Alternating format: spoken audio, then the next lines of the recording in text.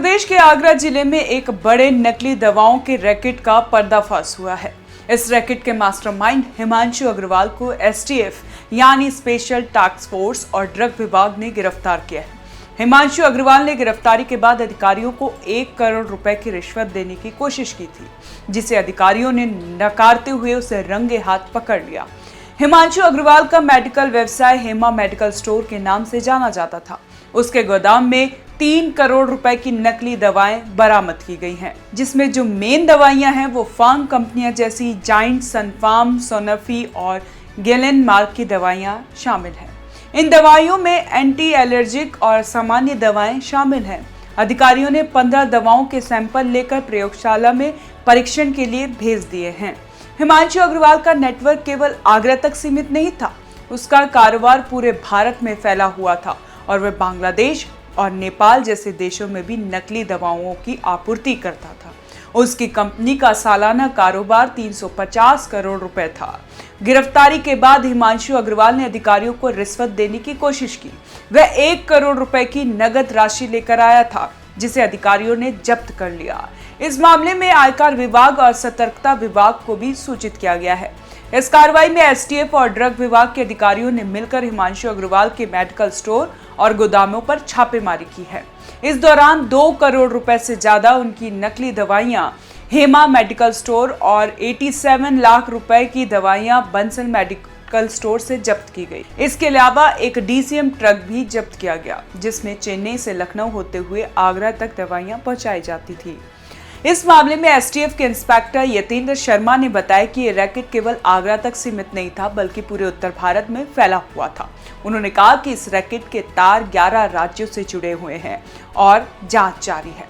इस कार्रवाई से स्पष्ट हो गया है कि नकली दवाओं का कारोबार स्वास्थ्य के लिए गंभीर करता है।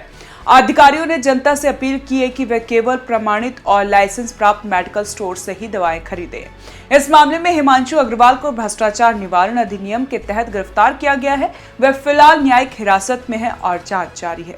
ये मामला ये दिखाता है कि कैसे कुछ लोग मुनाफे के लिए स्वास्थ्य के साथ खिलवाड़ करते हैं।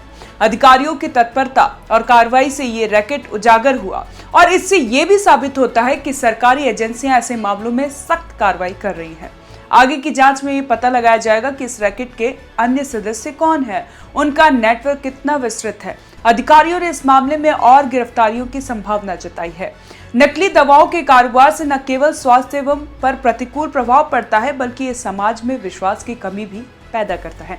इसलिए ऐसे मामलों में सख्त कार्रवाई आवश्यक है, ताकि भविष्य में इस तरह के अपराधों को रोका जा सके। अधिकारियों ने इस मामले में जनता से सहयोग की अपील की है। यदि किसी को नकली दवाओं के बारे में जानकारी हो तो वह संबंधित अधिकारियों को सूचित करे। इससे न केवल अधिकारियों को पकड़ने में मदद मिलेगी, बल्कि समाज में स्वास्थ्य के प्रति जागरूकता भी बढ़ेगी।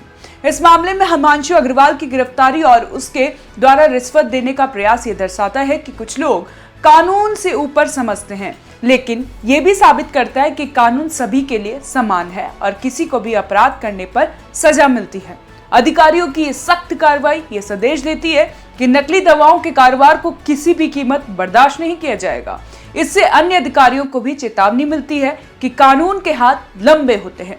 इस मामले में और जानकारी के लिए संबंधित अधिकारियों से संपर्क किया जा सकता है। वे इस मामले की जांच कर रहे हैं और जल्द ही और जानकारी साझा कर सकते हैं। इस कार्रवाई से ये भी साबित होता है कि सरकारी एजेंसियां जनता की सुरक्षा के लिए तत्पर है। किसी भी अपराधी को बख्शने के लिए बजाय उस पर सख्त कार्रवाई की जाती है। तो कैसी लगी आपको ये जानकारी, हमें कमेंट कर जरूर बताएं और देखते रहें ONOG इंडिया।